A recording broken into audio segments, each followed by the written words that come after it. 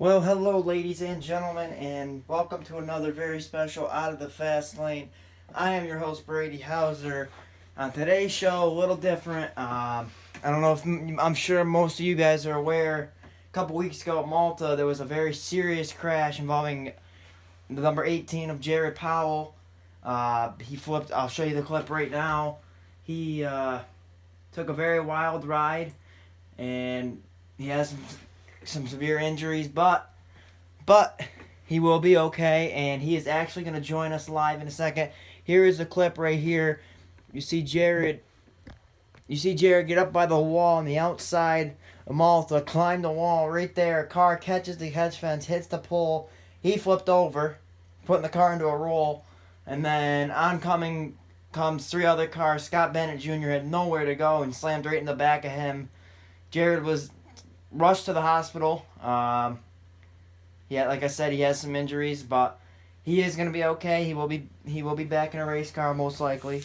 Um, but we are gonna have him join our show in a minute. Just I want to show you guys a couple things that he sent me just a little while ago. It is a little. If you guys do not want to see these photos, just make sure you don't look at these. It's the car afterwards and all that. This is his. This will be Jared's car after the wreck right here. Very, very, very violent. There was really nothing left that he could salvage from that car. That car is, he said, it's a total loss. So they're just rebuilding, getting ready for next year. But yeah, it was a very severe accident. Like I said, I'll replay it one more time for you guys if you didn't see it the first time. Here it is the second time. But Jared was open up enough to come and talk to me today about it. I mean, it's a tough topic because he did get injured. He might or may not remember everything, guys, because that's just he might not remember it. He could have blanked. I don't know if he blanked out, but we'll talk to him about it in a little bit. But like I said, this is just it was a very scary incident. But I'm happy to announce that I'm happy that both drivers were a-okay, and I'm happy that the number 18 of Jared Powell, who flipped over and got hit and overran and all that stuff, is going to be able to talk to me in a minute. But yeah, this was a very, very wild night that was, and it definitely left a mark on everybody's thoughts and hearts and stuff. We're very thankful that the safety came in and helped Jared get back to health. Jared's gonna get back to full health and a full recovery. But minus that, I'm gonna get Jared on right about now. Just like I said, he might not talk much because, like he said, the injury, he did end up sustaining a concussion. But we will talk to him a little bit. There's one more photo I do want to show you guys. This is right before the heat race. Not that photo. Right here. This is right before the heat race, before he went out and got in that accident. His mom actually took that of him about couple minutes before he went out and ended up taking that crash. And it's a very personal picture that he sent me, but he said he'd rather us see it than not. And yeah, I'm very thankful that Jared's okay and he's able to speak to me right now. Because if you look at that car is. He's lucky. That's all I'm gonna say. He's lucky.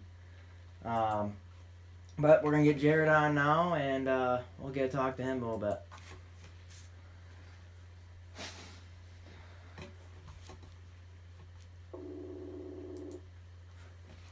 All right, ladies and gentlemen. Got me? Yeah, I got you. Welcome to the show, man. So take me back. Everybody just saw it. Take me back to that night.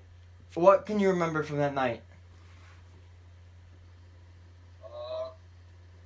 Remember right before we went out, hopping into the car, everybody looked at me and they said, "Hey, make sure you run your clean race. You're starting up towards the front that night." I believe I started third. They said, "You're gonna have a good race. Take your time." Said if you can't make any progression up through the pack, that's fine. Just top 3 is still okay. Top 5 is still okay. And then I remember sitting on the grid, talking to myself, going, "Okay, this is going to be an awesome night. It's going to be a great night." Mm-hmm. And my girlfriend, it finally came after hounding her for weeks, getting her to come. The first race she's ever been to. And yeah, basically, we all seen how it ended up turning out. Mm-hmm. It all took 4 laps. You know, it was definitely the most devastating wreck of my career. And for the people who run the track, Lionel Marcy, they also told me and my mother, they said that was one of the worst wrecks that we've ever had. And a lot of people came up to me that I didn't even know about. This is just hearsay that I've heard. And they told me that a lot of people said, we didn't believe you were going to walk away from that. Mm. Well, me personally, I was one of those people because I knew I watched it. I watched it in person too, and it really hit me when you climbed that wall and hit the catch fence. But I'm just thankful you're okay. What injuries did you sustain? A C1 fracture to my neck, right on the atlas bone at the base of your skull. Mm-hmm. A severe concussion, and I ended up with a bruised lung also. Mm-hmm. So, has this changed your perspective into racing for you? Definitely, for sure. If there's anything else that I've taken from it over my 16 years of racing in my career so far, is definitely do not take anything for granted, because a lot of things can happen. And after that wreck, it definitely opened up my eyes a lot more. I used to think it was a sport. Just go out there, you have fun, and nothing like this would ever happen. Mm-hmm.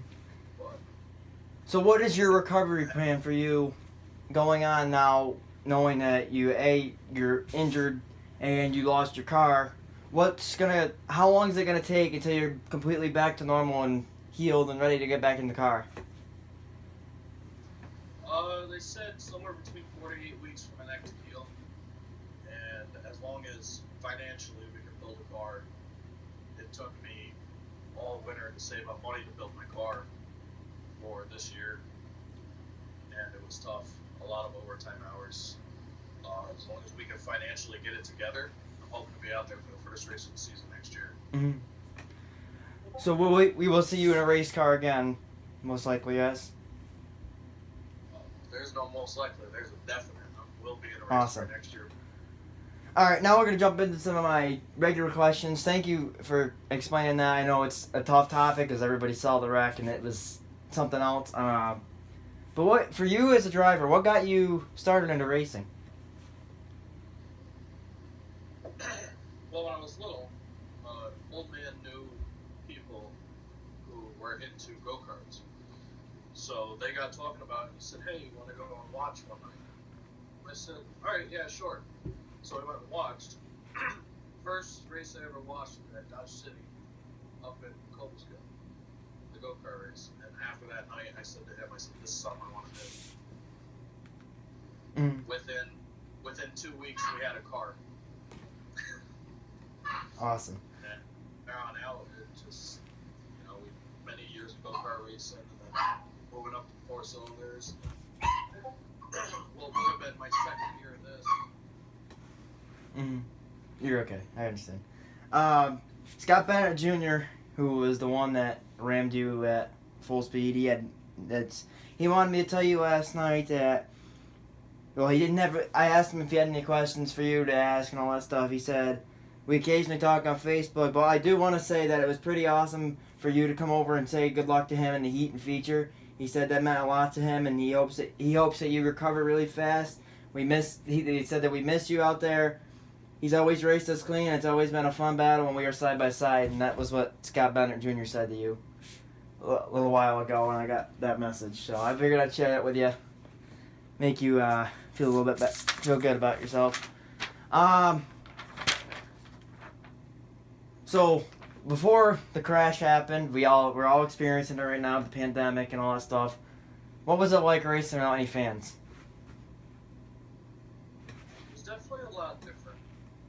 guaranteed that I never made it to the winner's circle to where I had to do an interview in front of no fans, like a couple other people have this year, which I envy them for. It must not have felt the same, and it definitely had to be an odd feeling.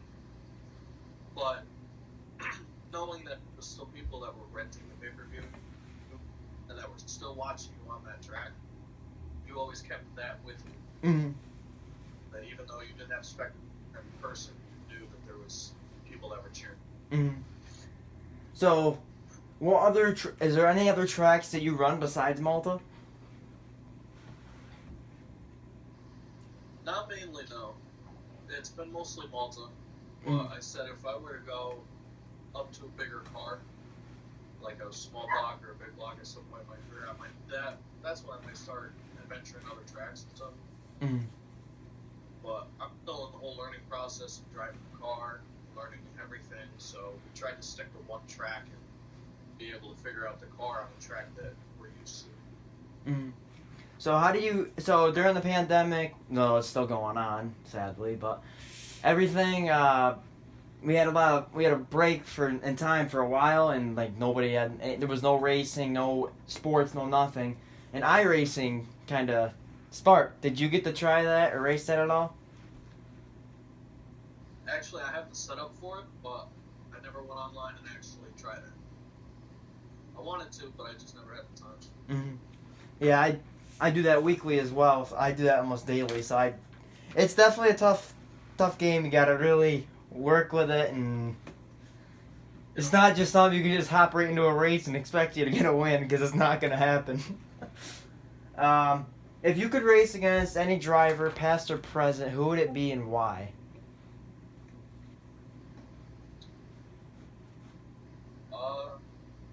Man, that's tough. Going through what I went through now, I'd probably have to say Dale Earnhardt Sr. for the simple fact that if it wasn't for his wreck, I don't think that Hans device would have saved me during mine. And after his wreck is when they designed it and they created it. So, your number is 18. Is there a backstory behind why you chose number 18? I'm a Kyle Busch fan, to be honest. Oh, man. Oh, jeez. Whole vibe just changed. Nah, it's okay. So what other hobbies do you enjoy besides racing? I don't really do much a lot anymore, but back in school it was always racing, and then the next day I was wrestling on the wrestling mat. Before that it was football, and then then going to a football game the next morning, stuff like that. But now it's mostly just racing, racing and working. So if you got the opportunity to race in the NASCAR world, would you take that opportunity? In a heartbeat. For you as a driver, you say you don't travel much, but is there any dream tracks that you'd like to race at one day? I haven't really put a lot of thought into it, to be honest. But I know at some point next year, my sister's going to college down in North Carolina, in Charlotte. Go down there for mechanical engineering. So I always thought about maybe taking a trip down there with my car, poking my head around a little bit, go down and visit her, and see what they got for dirt tracks down there and stuff. So what would you be doing if you were not racing? Probably just working. I don't really see doing much other than racing. Racing has always been a big part of my life. So this is gonna sum this up. What's your favorite part in all of it of racing? What makes you want to come back each week and race? The fans. Even though that they're not in person, just knowing that they were still watching you was good enough for me. Awesome. All right, well that's all I have for you. Any questions for me? Not that I can think of off the top of my head. Any sponsors or family or anybody you want to give a shout out to? Yeah, basically just my mom, my dad, and my sister. And YOHB for letting me put their name on the car. Keith Flack Racing, they're the ones who sold me the frame so that I could race this year. And Andrew, his mechanic. Ricky Davis Racing, they helped with the car. They helped redo my rear end. They put a lot of work into the car. There was a lot of people who helped out to get me to where I was. Up until that first night of racing, we were still building the car. Wow. The first night we actually went out this season, that we were gifted to go out during this pandemic, we were actually still building the car. So those guys put a lot of making it happen. Well, Jared, thank you so much for being on the show today. It really means the world for me to get to talk to you. I am going to speak to you afterwards, so I'm just going to mute my mic and I'm going to make a quick outro. But ladies and gentlemen, this is Jared Powell. Thank you, man, for being on the show again. I appreciate it. Sorry, man. Alright, hold on one second. Well, I got to say that really gave me goosebumps when he just said that he doesn't even remember leaving that day. It really gave me some goosebumps, and I really do thank Jared for his time on the show today. It means the world to me. I'm glad he's okay. But yeah, ladies and gentlemen, Jared Powell, he's the survivor of that crash. I'm glad I'm able to talk to him there today. Like he said, a lot of people didn't even think he was gonna walk out of that car, and he's here he is today, walking, and he's fine. But like you said, he'll be in the race car again next year, and that's a great sign. So we'll keep that in mind, and thank you. So on that being said, this was Jared Powell, and this was his story about that wreck. Thank you guys so much for watching. This is really a different type of video that I've had. But yeah, so thank you guys so much for watching, and make sure you like, comment, subscribe, and make sure you send all your love and prayers towards Jared.